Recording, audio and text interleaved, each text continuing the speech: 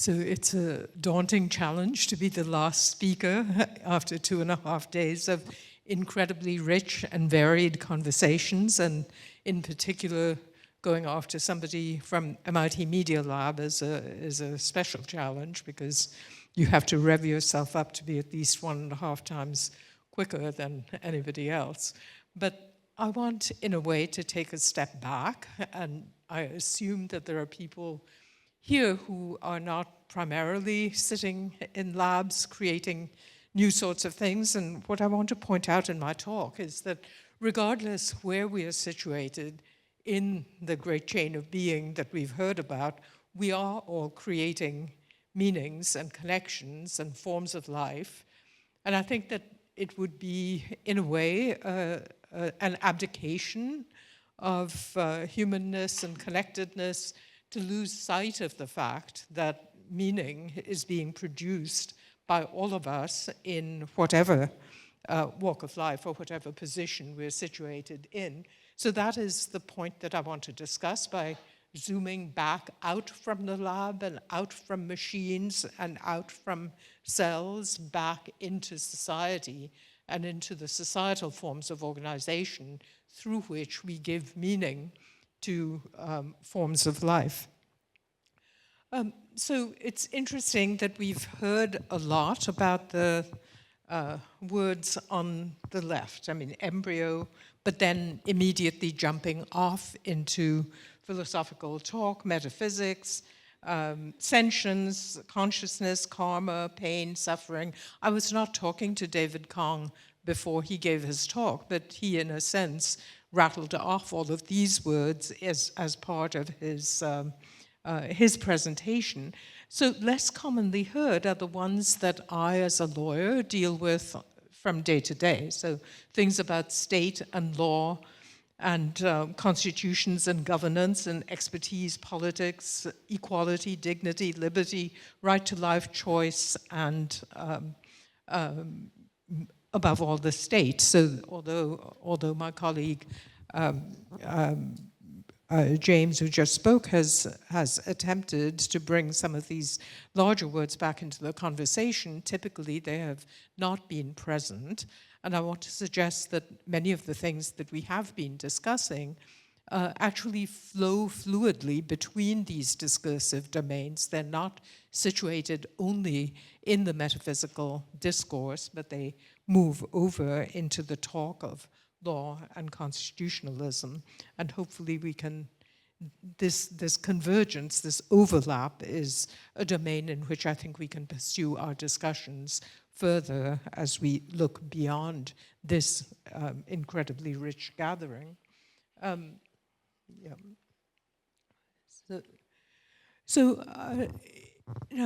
think a place to start is that science has become a place of meaning making, and this is ancient and historical. So Owen Schrödinger, who wrote this very famous book, What is Life, was a physicist contemplating a future that was before the discovery of DNA and wondering what kind of physical laws might be responsible for the infinite variety of human life that he saw around him. And then fast forwarding to the middle of the 20th century, this extremely famous book by the journalist Horace Freeland Judson, Eighth Day of Creation, represented a kind of intuitive recognition that biological sciences were treading into the domain that previously had been reserved, in a sense, for religion and philosophy. So the idea that these are overlapping domains, that once you start looking at meaning making,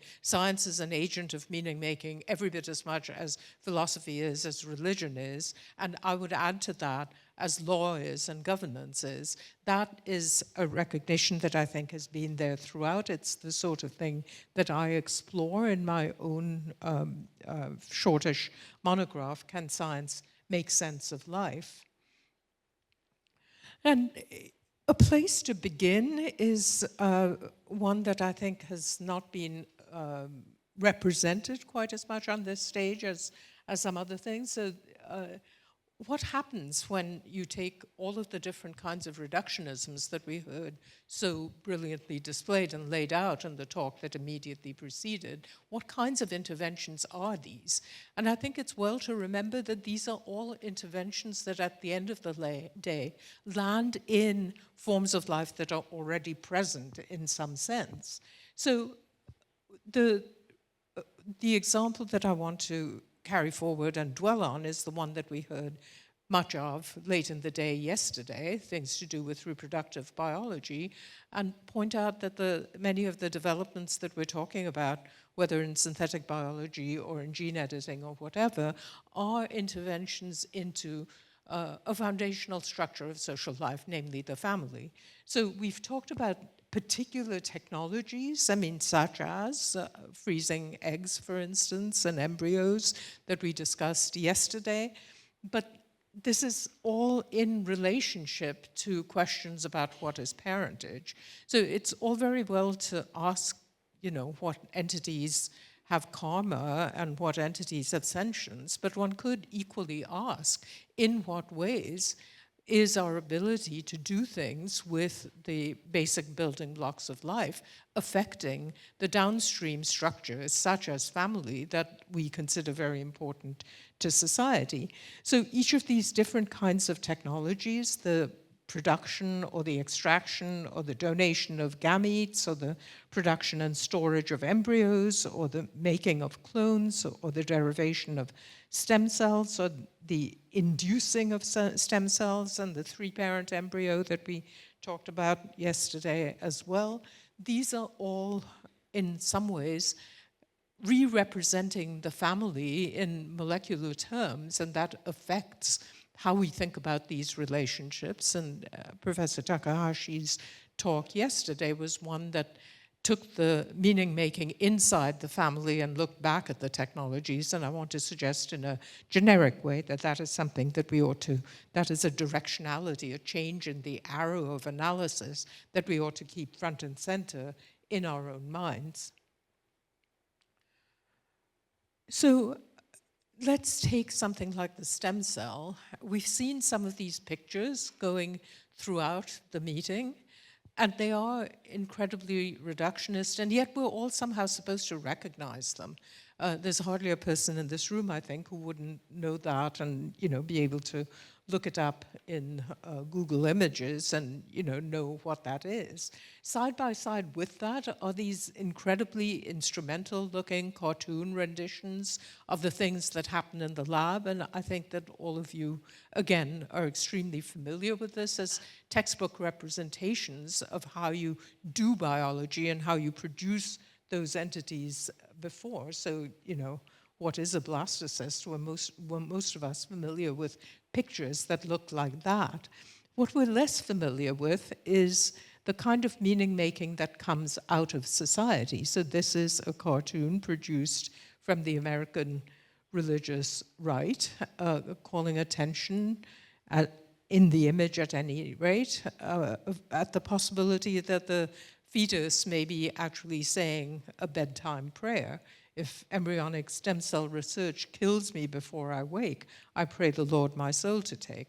So these things are circulating in the same world that those other images. And I think that this idea of competing representations, that the same technology, the same product, the same entity or ontology can be subject to different kinds of narrativizing, again, is a point that I think we need to keep in mind as we look to the future of these biological technologies. So we can think of these as stem cell narratives, and the ones that come out of the sciences have a certain set of properties. What are stem cells? Well, they're only cells. I have myself served on the embryonic stem cell research oversight committee of Harvard University for many, many years, and many of my colleagues have been convinced that, in a way, this is a committee that should not exist because it's responding only to politics. They say these kinds of things, that really, because it's only politics, these escrow committees have no business being there. Why? Because the subject matter that they're overseeing is, after all, only matter. It's pre-conscious, and it has only a limited future because it's only being made for therapeutic purposes, and therefore scientific governance with a veneer of bioethics is perfectly fine as a way to deal with stem cells. As against that, the people who produce the cartoon, the If I Should Die Before I Wake cartoon, have a very different reading of exactly the same technology. So whereas the science narrative might want to say this is only cells, the organized religious narrative, at least in the United States, wants to deny that by saying that these are cells that encode for the possibility of life and they're precursors of life and tied to consciousness. And I think throughout this conference, in a way, this is a tension that has been running through the accounts that we've heard, on the one hand coming from Buddhism and philosophy, on the other hand coming from the sciences. Who gets to control this divide? Who gets to decide when the thick narrative is the one that we should be telling, as opposed to the thin narrative, and what are the stakes involved? Well, that is not a neutral question, because we've evolved all kinds of institutions with which we address these questions, and they don't land in a vacuum. They're questions that arise and are resolved within institutional frameworks that each democratic society and even authoritarian societies have built and have invested in to varying degrees.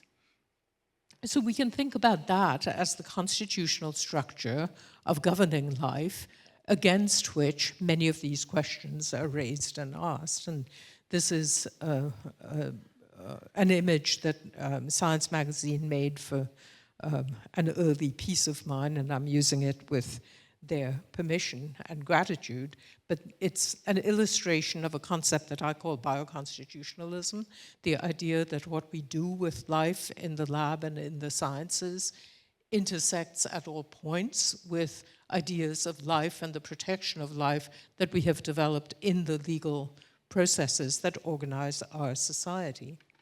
So from a bioconstitutional point of view, much of what we have heard in the way of discovery and invention over the last couple of days intrudes upon and intersects with questions that equally well arise in courtrooms, in regulatory contexts, and in political contexts. So these have to do with definitions and boundaries of the human. I think we've acted to some degree as though these questions, of course, are significant to science, of course they're significant to religion, but I want to put that together with they are also significant to us as collective beings living in societies regulated by law and regulated by constitutional ideas as well. And there, I think, a very important moment to recognize is that things don't just come into being with a definitional idea of what it is. We perform an act that I and some other people describe as ontological surgery, definitional moments at which we make decisions about how we're going to treat things. So the 14-day rule that we have talked about, which decided that embryos before 14 days could be treated as matter and hence as research subjects only, was that kind of moment of ontological surgery, because the 14 days established a clear boundary line, widely accepted. It became an international rule, often not adopted by any formal process, but nevertheless widely accepted. And the entity on one side of the 14 days was treated morally and legally as very different from the same entity on, the 14 and a half the day. So not the 8th day of creation, but the 15th day of creation became, for the pre-embryo, a moment when it moved from being essentially treatable as non-life to being treated as life. Once you make those moments of ontological surgery, you're also putting the biological entities on one or the other divide of whether it's entitled to any of the legal and political language, such as rights and dignity, or is it going to be treated as waste, something we can get rid of because it's merely matter? These are questions that depend on these acts of what I'm calling ontological surgery that have to precede societal judgments about what we do with entities of the sort that are emerging out of the lab.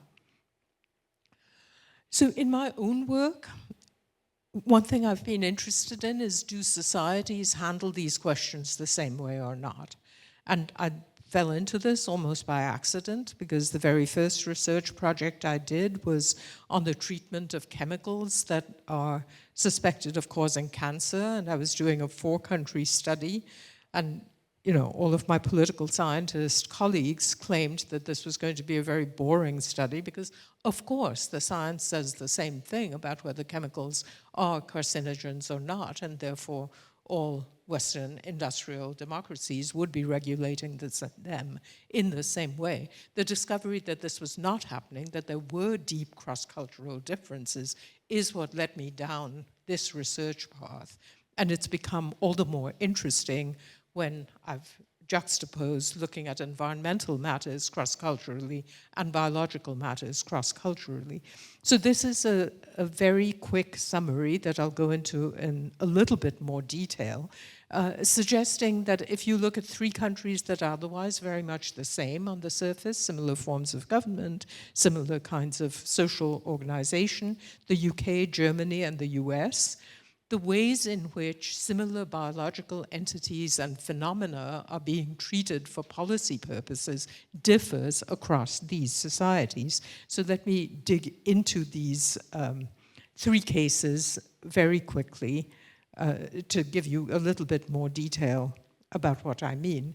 So these are, since we've been talking about gender balance, these are 2 very important women figures who were very important for the governance of biology in the early days. On the left is Mary Warnock, widely associated with the Warnock report that laid out the 14-day rule. On the right is Lisa Jardine, the late Renaissance historian who, for a while, actually led the British Human Fertilization and Embryology Authority. So that's an interesting thing that they picked a very eminent historian to lead this organization that was in effect a bioethical body. So in the UK, my contention is that the work of these bodies tries to get alignment between how the society sees an object and how the government sees it for public policy purposes.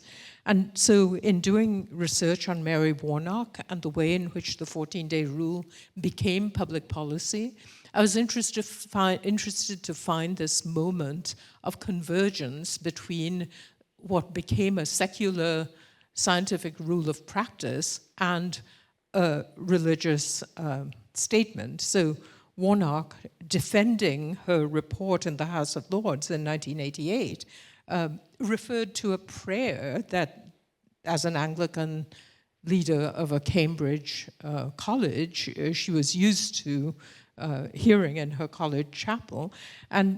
But what does it say? I mean, in effect, it takes a Platonic moment and converts it into a religious and moral duty, that we may be given the grace to distinguish things that differ. And I, as a member of my college chapel, pray this most fervently because I believe it's our moral duty to make a distinction in this case between the pre-embryo and the embryo. So it's not a scientific matter, it becomes a moral and ethical and even religious matter. And I was curious as to what prayer she was talking about, and exchanged some notes with her college and the chaplain. And he said it was almost certainly this Thomas à Kempis prayer, which calls upon the divinity to see things in the right way. So do not let me judge by what I see, nor pass sentence according to what I hear, but to judge rightly between things that differ. So there's this interesting moment of confluence between spiritual thinking, secular thinking, and empiricist observation, all of which come together to create the moral support for this 14-day rule, which then travels around the world and garners different forms of support in other places. And Lisa Jardine, again, delves into religious tradition to back up the same 14-day rule. So this is, again, a pretty interesting discursive moment.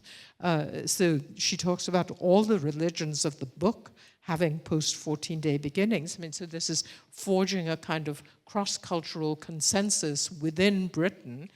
There are thinking Catholics who I greatly respect. Lisa Jardine herself was actually of Jewish heritage in Britain, who genuinely believe the Catholic Church should roll that back, in which case we'd all be able to talk to one another. So the move from religion to democracy, that we would all be able to do the right kind of conversing, speaks to this particular form of or way of British consensus building. How do you arrive at answers to profound questions like what is sentience or what is life? It becomes the same as how can you reason together and come to a considered societal judgment about what is sentient and what is life? And building on that, Britain created this unique centralized body, the HFEA, which carried forward this task of building societal consensus, and it ended up building such a high degree of public confidence that back in 2013, when there was an across-the-board move to eliminate a lot of these kinds of regulatory bodies in Britain, the HFEA survived because, as the review that was carried out for the British government said, public confidence is high, and the importance of avoiding making changes that would produce a significant risk to this confidence was stressed by many people. So Britain had created this hybrid entity, which was neither an ethics body, nor a regulatory body, nor a technical body, pure and simple, but combined elements of all these kinds of judgments to produce a consensus that worked for Britain. And what has that consensus done? It's produced one of the most permissive environments for reproductive medicine and innovation in it that I know anywhere in the Western world. So this is very different from the way things have worked in Germany. And if you take the example of prenatal genetic diagnosis in Germany, you see a little bit how German law works, not by producing an overarching consensus that is very solid and binding, but by finding different forms of reasoning and different ontological entry points that prove persuasive to people at different moments. So PGD originally was ruled not appropriate in Germany, not allowable under law, because people saw it as inappropriate selection.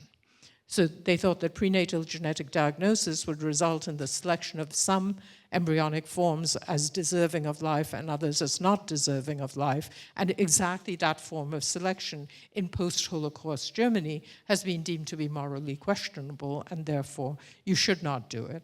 Eventually, the Germans changed their mind. But they changed their minds by moving to a different theater of action, to the Bundestag and to parliamentary debate. In parliamentary debate, the original position of the left parties was that this form of selection is altogether bad, and they explicitly drew the connection to the Holocaust. So speaking for the left, Johanna Voss, the second quote, says the only aim of PGD is to eliminate life which seems to be of less value. We already had the term unworthy life for this in German history. So prenatal genetic diagnosis is being equated to ruling some forms of life as unworthy and beneath other forms of life, and therefore PGD should not be allowed. Eventually the policy was changed, and the policy was changed in part, again, in keeping with one of the topics that we discussed yesterday. What is the focus of attention supposed to be here? Is it supposed to be only on the development of the embryo that's being selected, or the other ones that are not being selected? Or is it on the entire family structure into which the embryo will be born and in which the child will be brought up? And once you look at it in that second way, do we subject them, the mothers and the parents who are forced to bring a genetically defective child into being and then suffer and live through the pain of having to rear that child, do we subject them to a rigid morality via penal law? Or do we treat them as self-determined, responsibly acting human beings who want to spare their children from the most severe burdens? So you see, by changing the focus of where in the social structure you locate senses of responsibility, senses of caring and stewardship, you get a different answer back on the legitimacy or illegitimacy of the scientific or technological intervention. And in America, of course, we're past master at not resolving any of these things. Again, we heard yesterday about how people and positions talk past each other. But I think the point to understand is that we talk past each other because we haven't created the institutional structures that would allow us to talk to one another as opposed to past one another. So in America, what we consider the appropriate governable subject, the political agent, is a co-production, in my terms, of biology and law.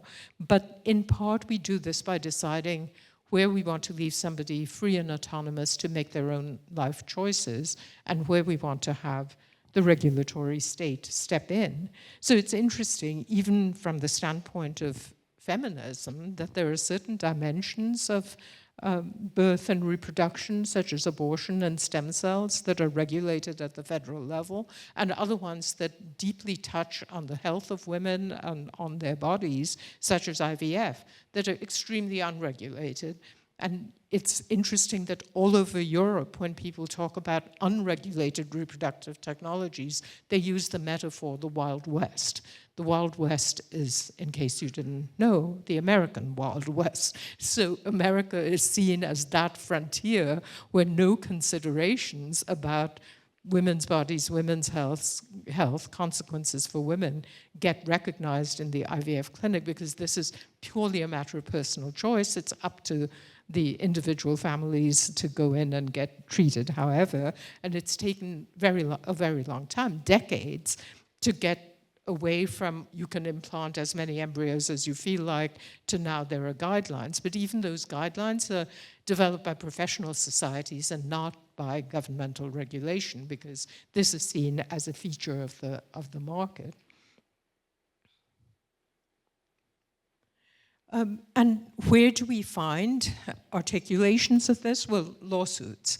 Again, the fact that the relevant texts are so often lawsuits is a particular characteristic of the United States. So in Johnson versus Calvert, way back in 1993, the California court decides what a natural mother is in an age of artificial reproduction. This article from the New York Times in 2001 has the law lag story, that somehow the law is not catching up with the technology, when what I am arguing is that we have taken steps to make the law not catch up with the technology because we've decided to leave these things unregulated. So if you've decided there won't be any law, then of course the law will be lagging because you've decided that this is not a subject matter for law. And then, in the same year, this nice headline from the Boston Globe, what does make a father, diapers or DNA? So where are these questions being resolved? And not in metaphysics, they're in social practices, and either these are regulated social practices or they're unregulated social practices, because either they're state subject matter or market subject matter, and that's the way that the American settlement likes to leave it.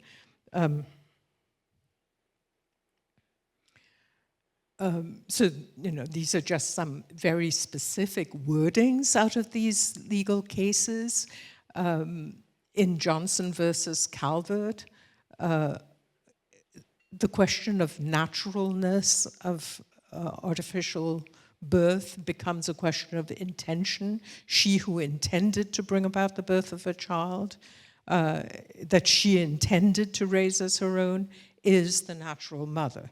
So it's an interesting crossover from biology into the subject matter of legal disputation. In the second one, Buzanka versus Buzanka, this was a case in which arguably there were 5 different parents and all of them were saying that they didn't want anything to do with the child. There's an original couple that divorced.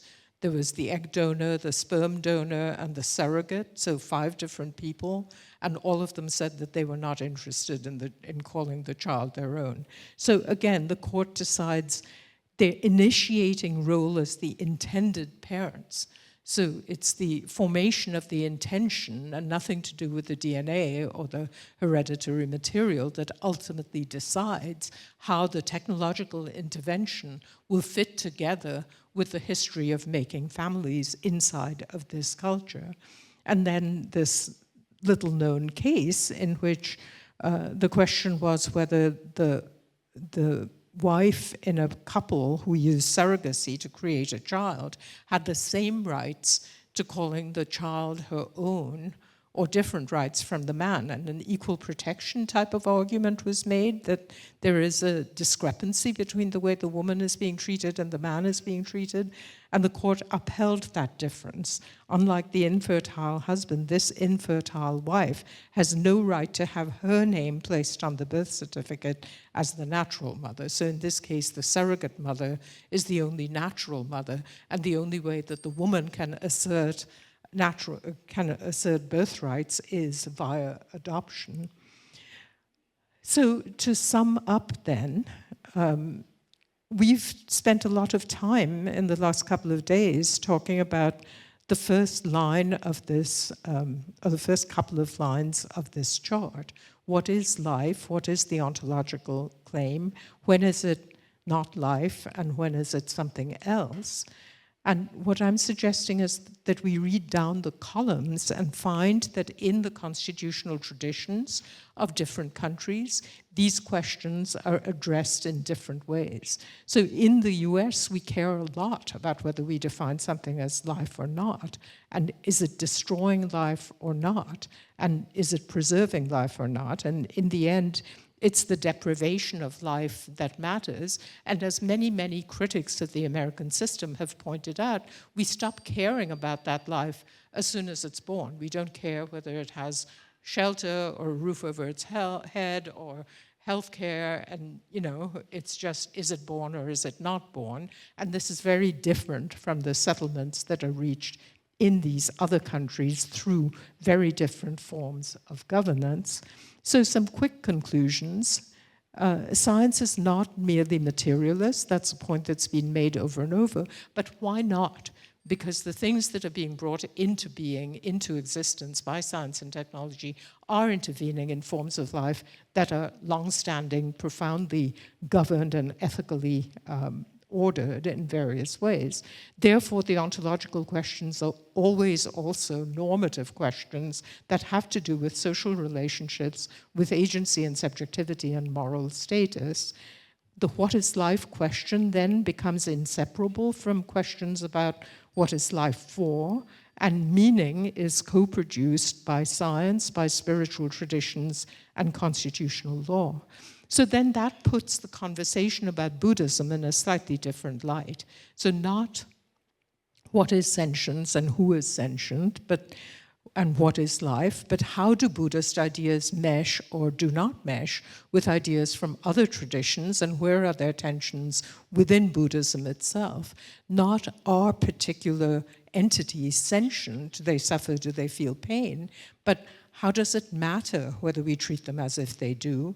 Not where are beginnings or ends, or are there no beginnings or ends, but when does it make sense to treat them as if they're distinct, and why? How do things change within religion and within science and within law? And can Buddhist ideas of moral status, responsibility, and care inform, enrich, and expand ideas derived from other moral traditions? My own answer to that last question is, of course, I believe fundamentally yes, because I think any profound philosophical tradition has answers that are not embedded in other ones, and we in America are in desperate need of new traditions to give us guidance about how to move forward in the kind of impasse we find ourselves in. And I would like to thank Venerable Yifa and the other organizers of this conference for giving us that time to reflect on how these traditions can inform and enrich one another. Thank you.